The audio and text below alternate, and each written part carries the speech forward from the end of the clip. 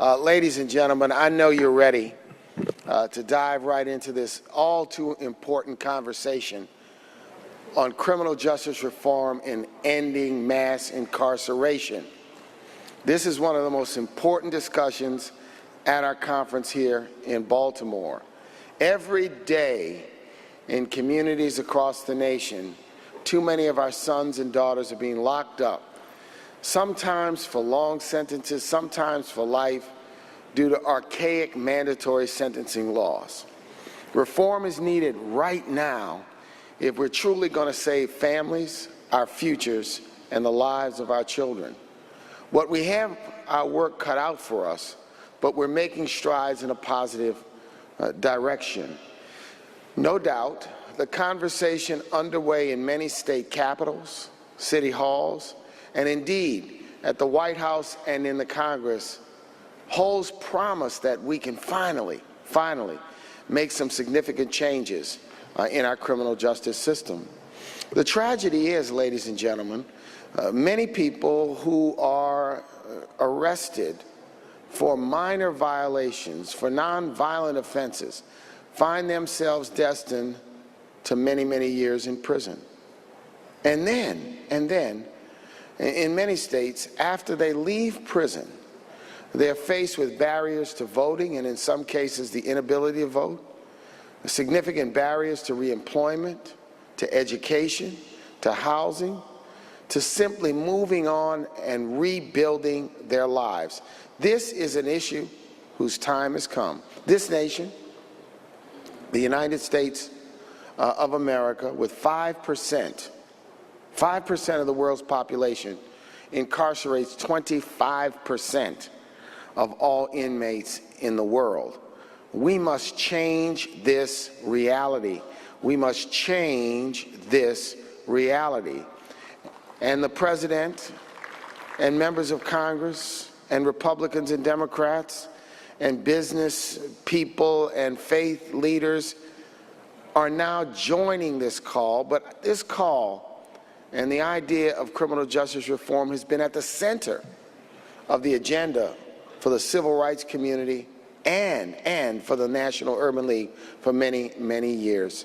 So as we begin this morning, please welcome Jenny Kim, Deputy General Counsel, Koch Industries. Jenny manages political and public policy issues, including developing and implementing compliance programs across Koch's companies.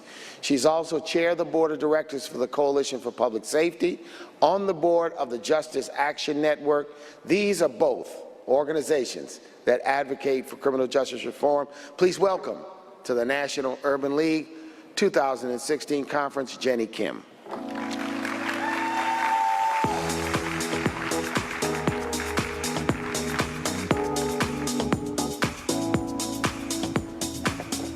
Good morning and happy Friday. Thank you, Mark, for the kind introduction.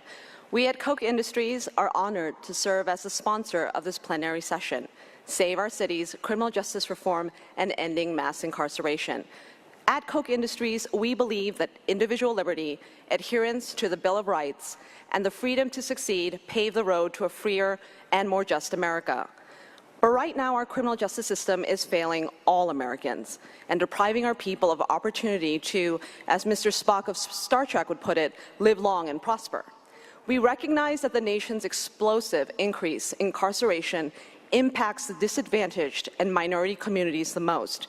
Nationally, as you are all well aware, African Americans are jailed at a rate almost 4 times that of white Americans. For over a decade, Koch Industries has advocated vigorously for comprehensive criminal justice reform to make the system more fair for all Americans. And our Senior Vice President and General Counsel, Mark Holden, will speak more extensively about our efforts on the panel. That is why, along with Laura and John Arnold, the Ford Foundation, and the John D. and Catherine T. MacArthur Foundation, we are proud to have founded and funded the Coalition for Public Safety, the largest national right-left partnership effort to improve our criminal justice system to be more fair, smarter, and cost-effective. As the board chair of this organization, I am very proud to be collaborating with the Coalition's president, Stephen Hawkins, who should be in this audience somewhere. and its left and far-right partners to demonstrate that different voices and perspectives of good faith can engage respectfully and agree upon solutions to create positive change to the system. And positive changes to any system cannot happen without engagement at all levels and active listening. That is why our End the Divide initiative seeks to encourage meaningful and substantive discussion about 1, breaking down the barriers to opportunity, 2, ending special treatment for the politically connected, and finally, protecting and defending free expression. We all need to listen to what is being said as well as what is not being said, and to figure out how to bridge those gaps and build trust. And as a friend from the ACLU once told me, we need to listen and to engage whether or not we like what is being said, and not just when it is convenient. Remember, when the heart does not tell the truth, pain gives you the answer. And as we all work to end the divide, thank you for your time, and we are excited to participate in a solution and action-oriented plenary session. And we look forward to engaging with all of you to create solutions. Thank you.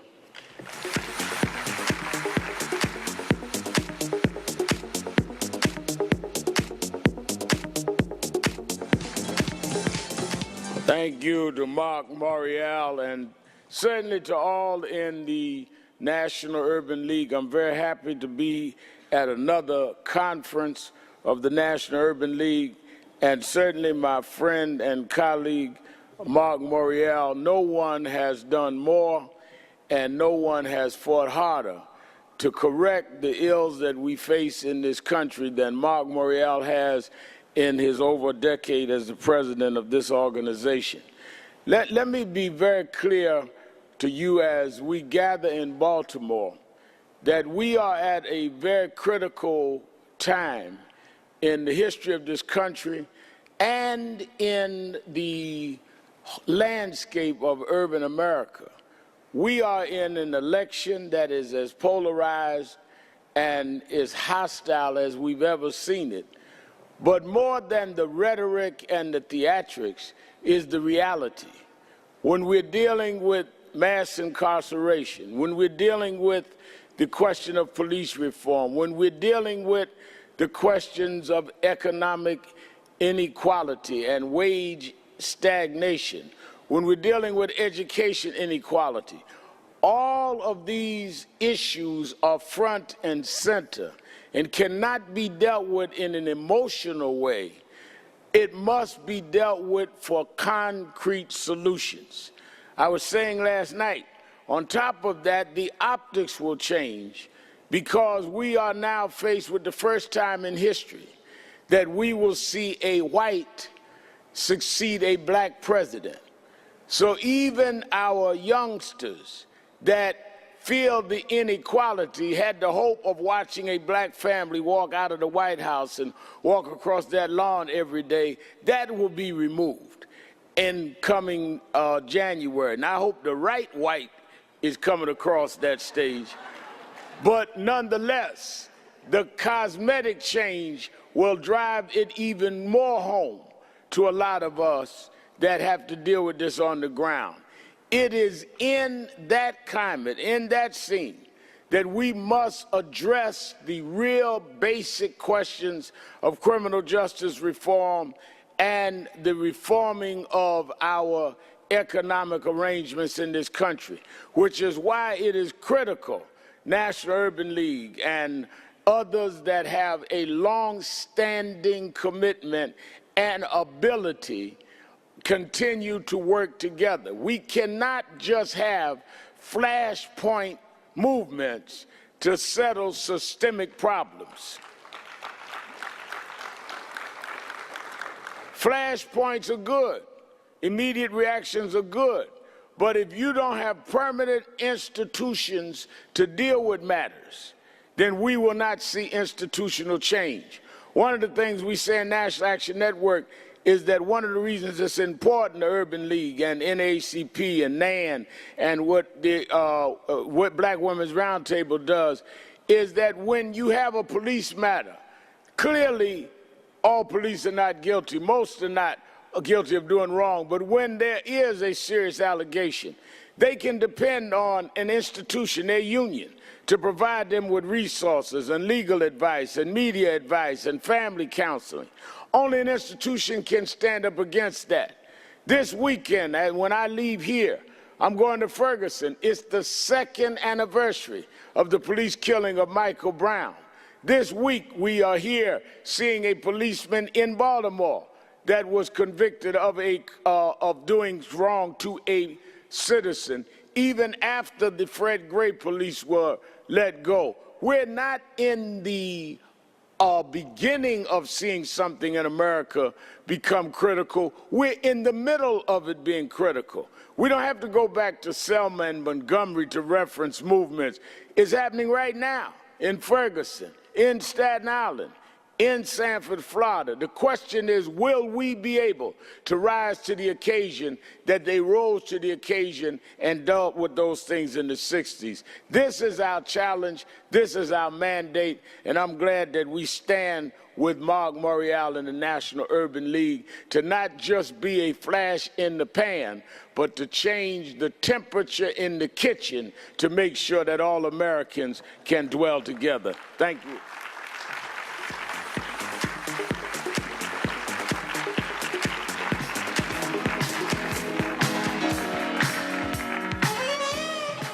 Good morning. We are at a moment in our country's history where leadership cannot be taken for granted. There are those who are adept and articulate in front of cameras, and then there are those who are skilled and deeply committed and sacrificially committed to the work of the nation. You have that kind of leadership in Mark Morial. So I'm going to ask you to put your hands together for your own, the President and CEO of the National Urban League.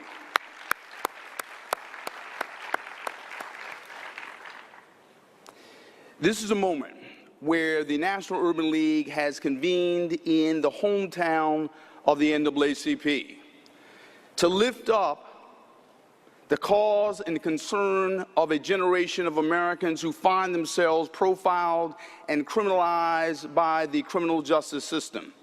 That would be the 2.2 million Americans who are incarcerated in this country, the 1 million American fathers who are incarcerated in this country, the 65 million Americans who have criminal records, the 1 out of 3 African-American men who can expect to spend some time in their lives behind bars. It is a moment in our country that has been described by the scholar Michelle Alexander as the new Jim Crow. It has been described by the scholar Douglas Blackman, slavery by another name. This is this era of mass incarceration. It is a moment that transcends rhetoric. It is a moment that transcends political platforms. It is a moment that speaks to who we are, where we're headed, and what we represent as a nation. It is a moment that calls for serious policy reform.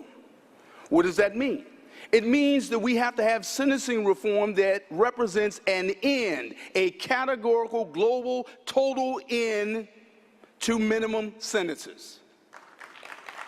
I didn't say the beginning of an end, I said the end. Now, where we have mandatory minimums that represent mandatory damnation, mandatory condemnation, a mandatory condemning of our people to the bowels of the criminal justice system, we have to bring that to an end. It also means that we have to take some of the lessons that we have learned in state capitals and state legislatures across the country and take action with respect to federal legislation. Here in the audience, we have one of the leaders of that effort.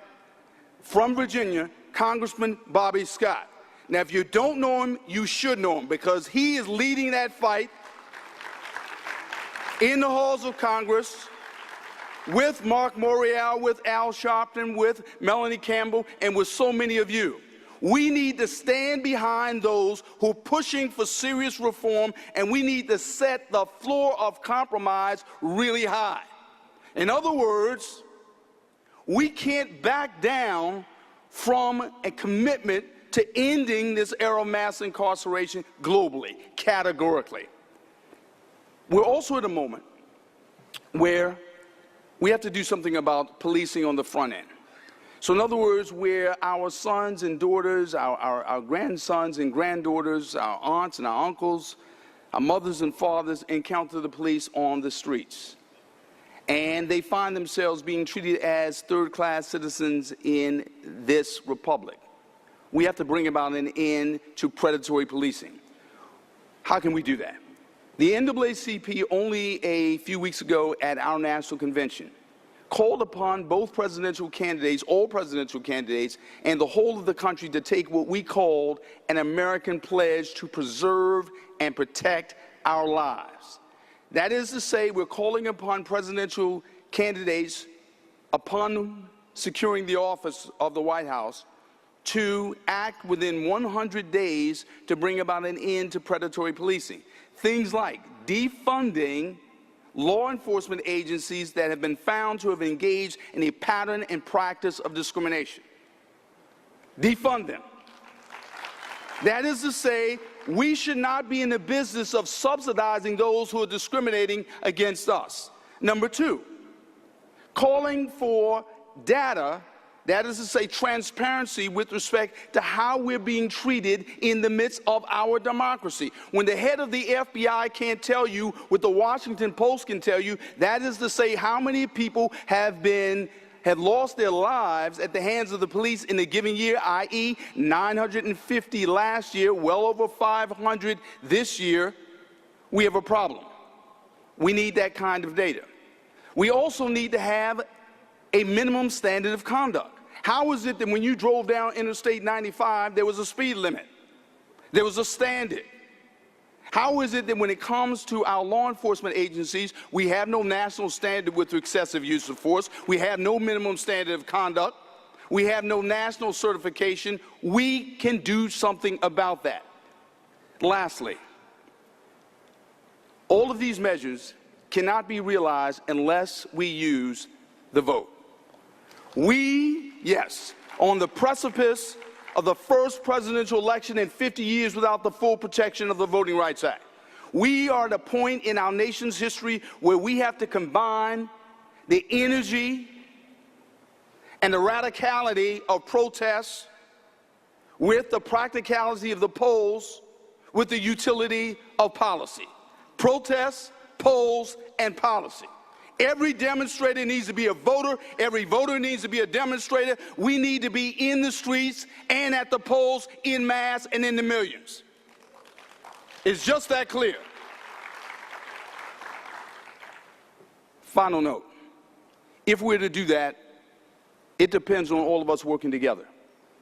We need the National Urban League. You are a part of an iconic American institution that has dedicated itself this year and at this moment to save our cities. You're here under the leadership of Mark Morial. You're here as a part of a great and grand post-millennium civil rights movement.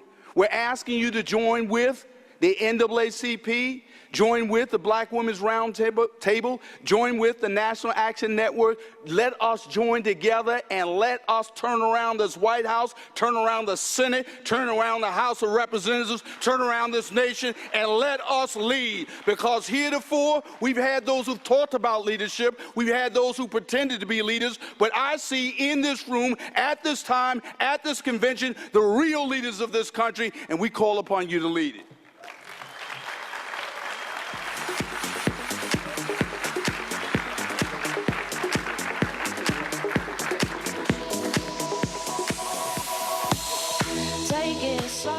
Good morning, Urban Leaguers.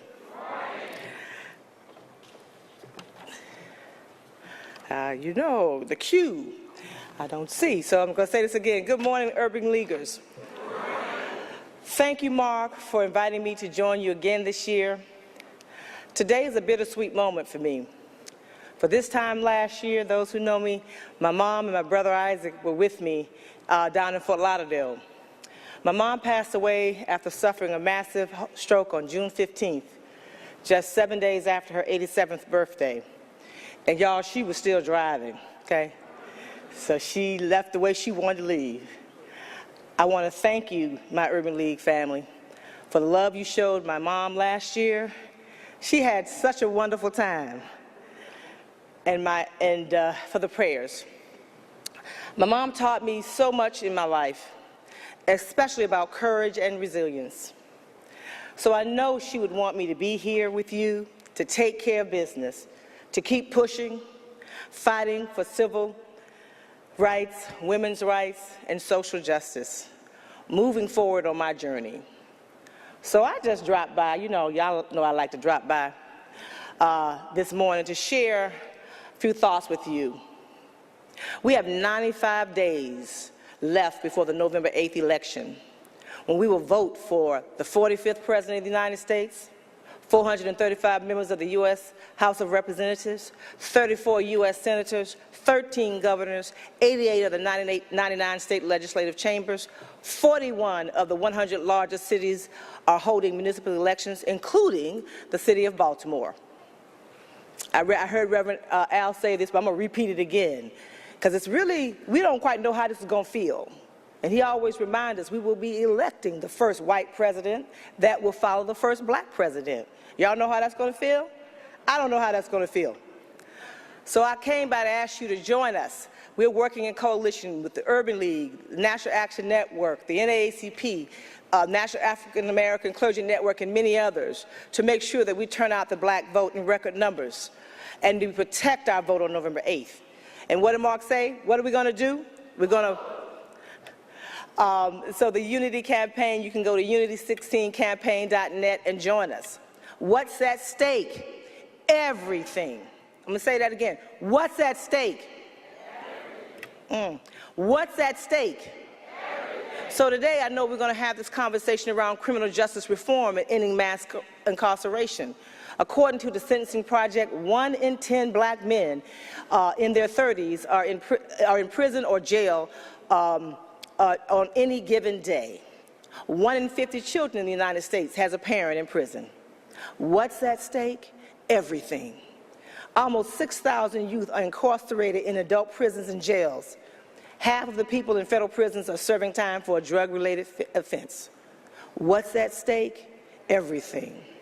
The number of women in prison has been increasing at a rate of 50% higher than men since 1980. There are currently 106,000 women in the prisons in the United States of America. In 2000, black women were incarcerated in state and federal prisons at 6 times the rate of white women. What's at stake? Everything. 5.8 million Americans cannot vote because of a felony conviction. We must not only fight for sentencing and bail reform or for fair treatment of prisoners, but we must also insist on returning citizens receiving the most basic of American rights, and that's the restoration of their voting rights. I live in the Commonwealth of Virginia, spend my days in D.C. I applaud Virginia Governor Terry McAuliffe in his fight to restore the right to vote to returning citizens in the Commonwealth. After the Supreme Court said that the governor could restore voting rights only on a case-by-case basis. I have a barber that I go to who I was there a couple of weeks ago who came up to me and showed me his phone where he had been out of prison for over 15 years, doing the right thing and raising his family. And he was so excited to show me his application in the system that he said, Miss Melanie, made me feel old. You know, like, call me Miss Melanie. I just need to show you this. And I looked at it, and he was like, I'll be voting. I didn't get to vote for the first black president, but I'm going to vote for, I think it's a woman president, okay? I'm just saying what he said. All right? And so when they messed with Governor McAuliffe, he said, all right, I'm going to sign 206,000 restoration orders for ex-felons. 206,000, including 13 who had already registered since the April order. Also remember, tomorrow, August 6th, is the 51st anniversary of the Voting Rights of 1965. What's at stake? Everything. Just yesterday, President Obama commuted the sentences of 214 men and women. 214 men and women. The largest commutations than the past 9 presidents combined is what the White House shared. What's at stake? Everything. Urban leaguers, you know how I do. I'm a Baptist girl, so stand on up. Stand on up. It's early. I said, Mark, you want me to be there at 8 o'clock? What? Jesus, I'm here though. So I want you to repeat after me. What's at stake? Everything. Ending mass incarceration. What's at stake? Everything. Voting rights. What's at stake? Everything. Policing reform. What's at stake? Everything. Thank you, urban leaguers. Let's get out and vote as if our lives depended on it, because it does. Thank you so much.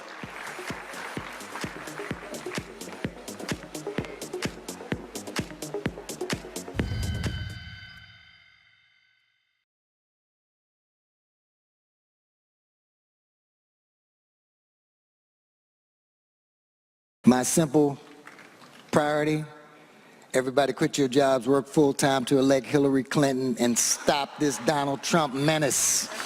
Do whatever you can do, organize, make it your top priority, because otherwise everything we've been talking about ain't gonna happen.